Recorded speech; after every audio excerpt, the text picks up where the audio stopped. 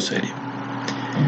Ahí tenemos en el diagrama un circuito conformado por una reactancia inductiva, una reactancia capacitiva y una resistencia que lo hemos puesto en el dominio de la frecuencia. Entonces tenemos J omega L, la reactancia inductiva, 1 sobre J omega C, la reactancia capacitiva y la resistencia que queda como está. Entonces la impedancia podemos ponerla como la suma de estas tres partes, y entonces tenemos una parte real que va a ser la resistencia y una parte imaginaria conformada por la suma de las dos reactancias. Aquí lo vemos entonces puesto en forma de número complejo, parte real, parte imaginaria. Esta función o esta impedancia también, como es un número complejo, lo podemos también poner como módulo y fase. Y acá abajo vemos entonces el módulo de la impedancia es la raíz cuadrada, parte real al cuadrado, más parte imaginaria al cuadrado. Y la fase es el arco tangente de la parte imaginaria sobre la parte real. Es importante notar que siendo la reactancia función de la frecuencia, la impedancia también lo es. Y esto va a ser un elemento muy importante que vamos a ver ahora, el comportamiento de la impedancia en función de la frecuencia. Entonces, ese circuito va a cambiar su frecuencia en función, va a cambiar su impedancia en función de la frecuencia.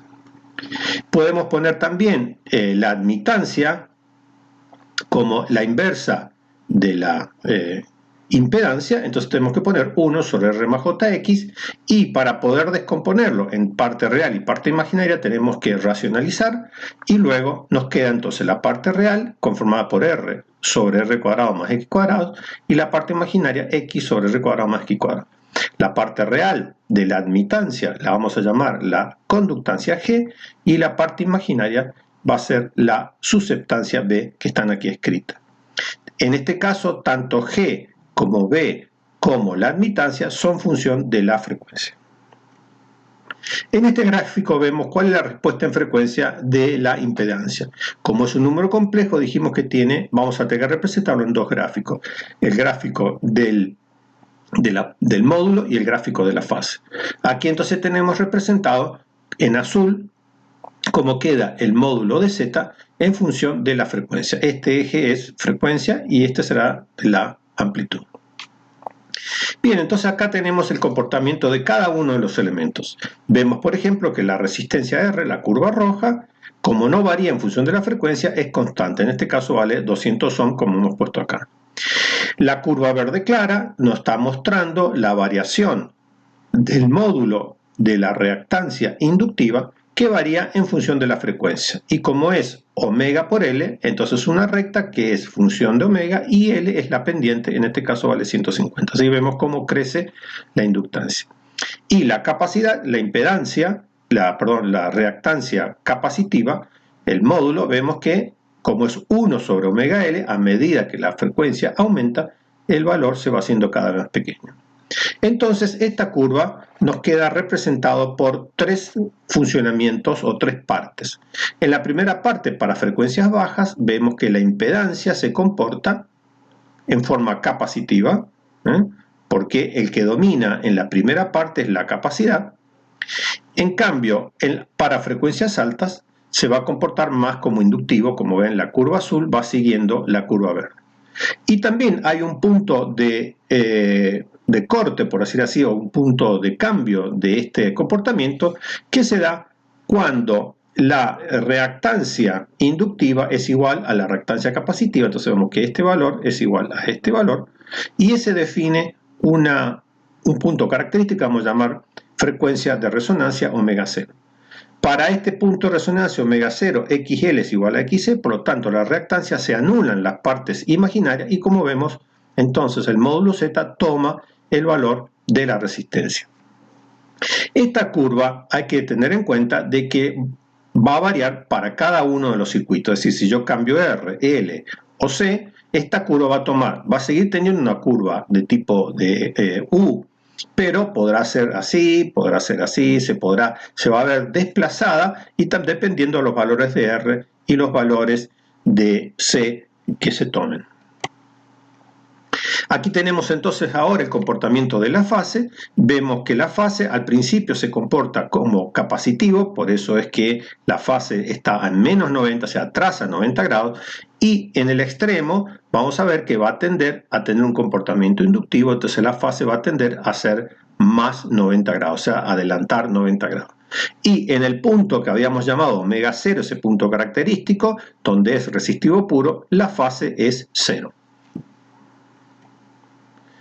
Entonces, la impedancia de un circuito resonante serie lo habíamos escrito de esta manera, pero, como les decía recién, nosotros queremos encontrar ahora una curva que sea universal, que pueda ser un comportamiento similar para todos los circuitos resonantes serie. Por lo tanto, tenemos que tratar de parametrizar esta curva. Para hacerlo, bueno, primeramente vamos a dividir por R, ya que la resistencia dijimos que no varía en función de la frecuencia. Entonces ahora Z sobre R lo dividimos entonces en este valor, nos da esta expresión. Y luego vamos a usar varios parámetros característicos del circuito resonante. Por un lado dijimos la frecuencia resonante, que es 1 sobre la frecuencia de resonancia al cuadrado, es 1 sobre LC. Y esto surge de igualar XL con XC. Si yo igualo estas dos expresiones, puedo despejar el valor que me hace 0 esta expresión y va a ser justamente 1 sobre LC. Por lo tanto, omega C va a ser 1 sobre raíz cuadrada de LC. Vamos a definir un factor de mérito Q, que va a ser omega 0L sobre R, y un factor de desintonía, como vamos a ver. Si aplicamos entonces ahora, multiplicamos, por ejemplo, omega 0 arriba y abajo de esta expresión anterior que teníamos, podemos entonces reescribir la expresión anterior de la siguiente forma y nos va a quedar entonces parametrizado en función de Q, ese factor de mérito, y este factor de desintonía. Por lo tanto, el módulo ahora de Z sobre R nos queda raíz cuadrada de 1 más Q por beta al cuadrado, porque es parte real al cuadrado es 1, Q por beta al cuadrado está acá. Y la fase entonces va a ser Q beta, parte imaginaria, sobre real. Entonces esto nos define un nuevo par de curvas universales de la variación de la impedancia en función de la frecuencia. Entonces aquí podemos reconocer el factor de mérito Q, que vendría a representar este omega 0L sobre R, que es Q, vendría a representar la energía almacenada sobre la energía disipada. Y este factor beta vendría a ser cuánto nos estamos alejando de la frecuencia de resonancia omega 0. Entonces acá tenemos en las cercanías de la frecuencia de resonancia cómo varía el módulo de Z ahora en función de esta nueva curva que le hemos expresado de esta manera, como Z sobre R, 1 más JQ por beta. Entonces ahora, habiendo definido el valor Q y el beta, vemos que es una curva que varía, que la podemos tener para cualquier circuito resonante. Entonces, vale 1 para la frecuencia de resonancia omega 0. Fíjense que acá en vez de poner ahora omega, estamos usando beta como factor de desintonía, en donde cuando beta vale 0, omega vale omega 0.